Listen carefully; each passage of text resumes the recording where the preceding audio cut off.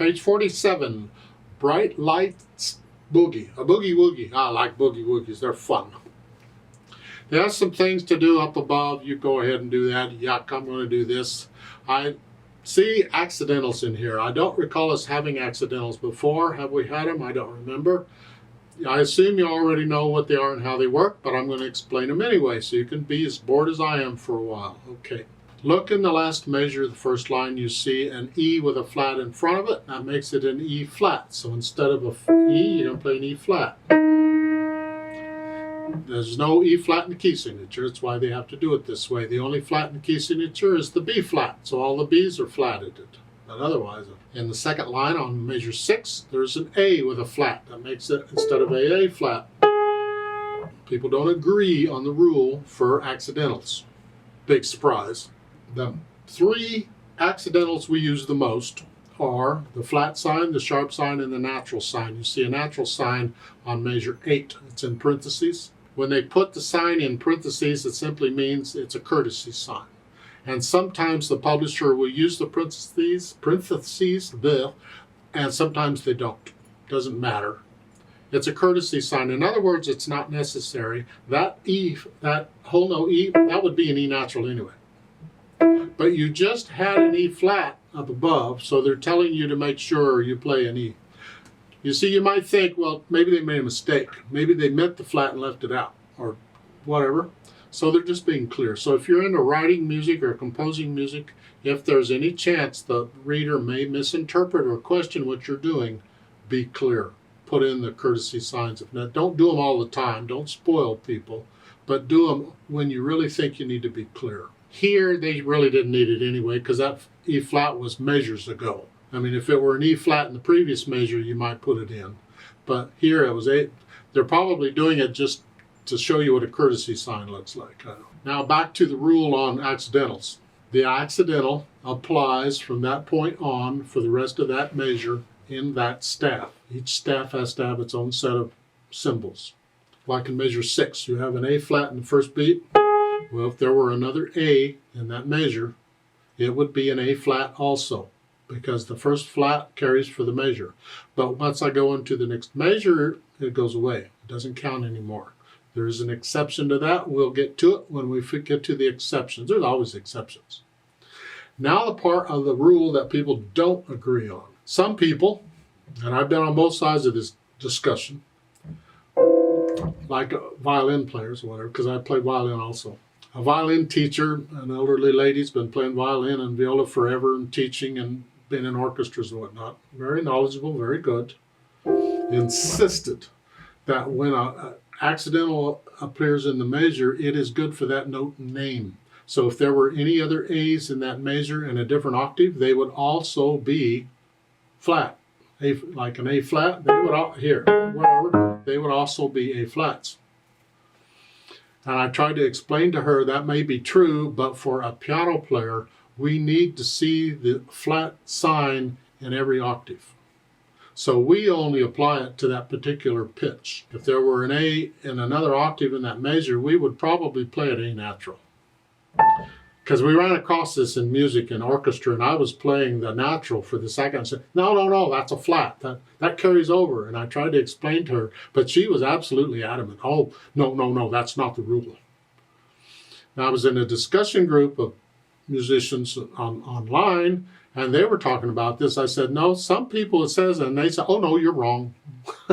So it doesn't matter which way you go. Some people believe one way, some people believe another. I'm telling you so that you run across this, you can understand that some people believe it one way and some other people believe it another. Be flexible. But piano players, we need it on every octave. So much for accidentals. Let's talk boogies. Now the hands are only playing one at a time for the most part, so I'm going to take both hands together here. So let's look this over. It's 3 lines long. Treble bass clef, 1 flat in the key signature. We're in the key of F major. All the B's are going to be flat, and a bunch of quarter notes for the most part. There's a few half notes and whole notes. The left hand starts here. That puts the hand here. And the right hand starts here. That puts the hand here. Sort of a middle C position here. And it's quarter notes. 1, 2, 3.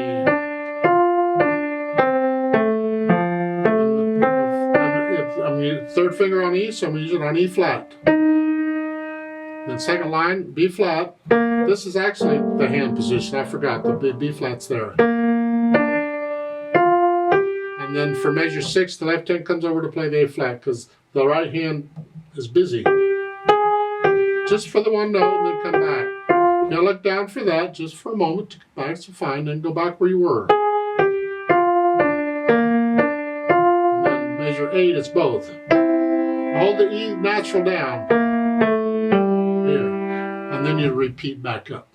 That's basically the piece. So once I have that hands working together, then I go back over it slowly and get rid of any hesitations. No hesitations ever, please. Then we think about the articulation. And here they don't give any. Then it's entirely up to you. They don't do it. It's, what does the music say? Our default, what we do first in today's music is we'll connect them. Didn't used to be that way. It is now.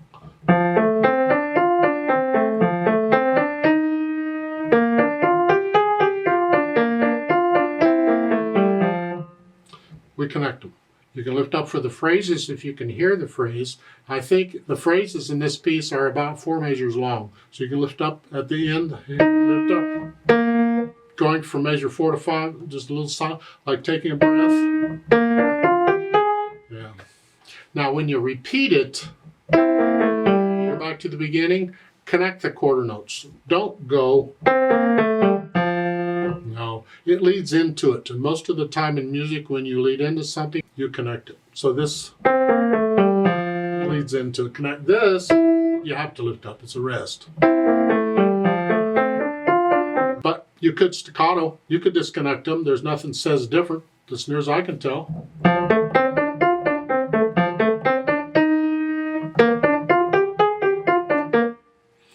And as part of interpreting the music, when you play something more than once, it's really nice if you can change something.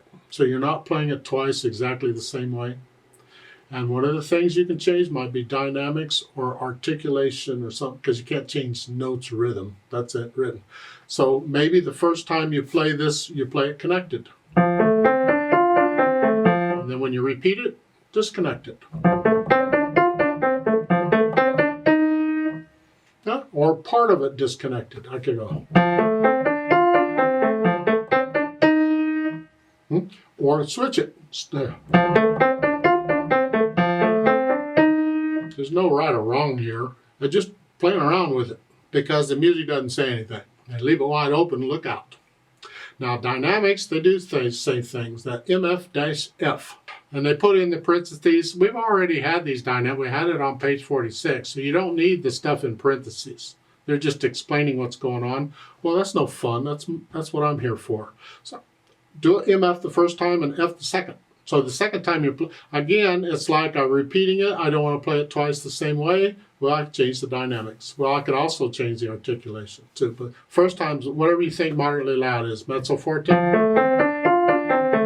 Second time is louder than that. I'm just heavier the second time. Whatever. Because there's a crescendo there. Arrow, the hairpin, in the end of the second line. We're here. And you get louder. Go up to loud. To make that more obvious, you can come down a little bit and start the quarter notes sort of moderate soft, because that gives you more room to get louder. Here, if you want. It's another way of doing it. It's interpretation. The last line, it's MF with a crescendo up to F, but you got 2 measures to get to F. There's not a lot of difference between moderately loud and loud. Last line, measure 9, moderately loud. I'm still moderately loud on measure 10. Now I'm going to start getting up. And that's it. The left hand is in the background here because it's harmony. So really I did most of my crescendo on the next to the last measure. You have to adjust it to what the music needs. Because again, they don't always put the dynamics and the crescendos and the hairpins exactly where they go. What is the music telling you that it needs to do? Now the speed. With energy, that's not a speed. Again, it's like a mood. I told you in an earlier lesson, a lot of times where they're supposed to tell you how fast to go, instead they give you the mood of the piece, and from that you get the how fast do you think it should go.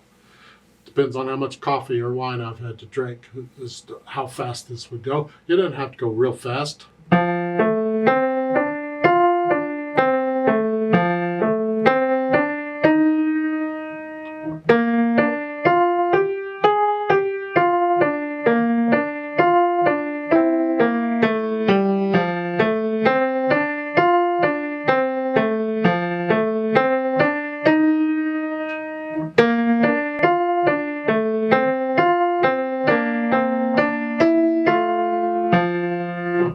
I don't know. It's one speed for now. I could play it slower or faster, whatever. I wouldn't go much slower because then it doesn't have much energy. Of course, it doesn't say how much energy. It just says with energy. So it's you decide. Remember the first and second endings, the repeat signs? You know how those work, I hope. When they split the melody up between hands, it needs to sound like one hand played it all. It needs to sound like one hand played it all. For me, I couldn't do that for years. I tried and tried. It always sounded different between the hands. It always sounded different.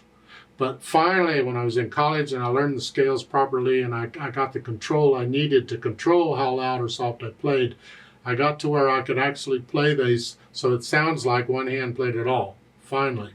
That takes practice. Now, some people seem to get it all real quick, show-offs. Others, like me, you have to work at it. And it took me years to get where I could play a melody between the hands so it sounded even. Remember the natural accents. 1, 2, 3, 4. Exaggerate them if you have to, but feel them. Feel these 1, 2, 3, 4 as you go through this. Let's play this together slowly and check the notes and the rhythms. I'm not going to do lots of softs, just notes and rhythms. We're going to go slow, and I will do the repeat. So I'll give us 4 counts. 1, 2, ready, go.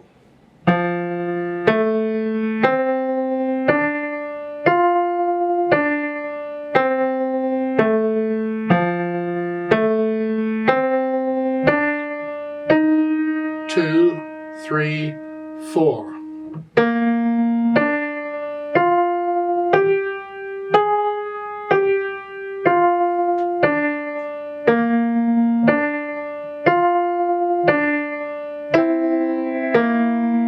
Repeat.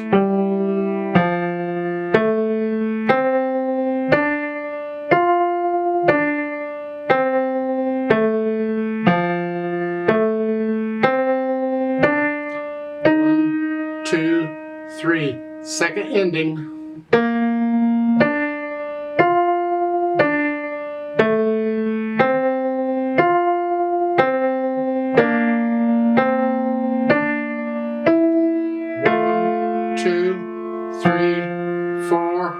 Off. Now there's a duet part for this and a teacher accompaniment at the bottom of the page. I'd like to play that.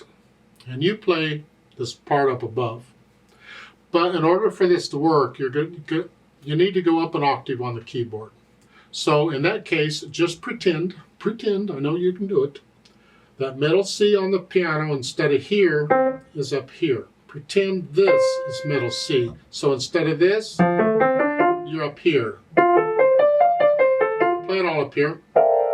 It'll sound better, otherwise the accompaniment gets in the way. I'm going to speed it up some. I'll give us 4 counts. 1, 2, ready, go.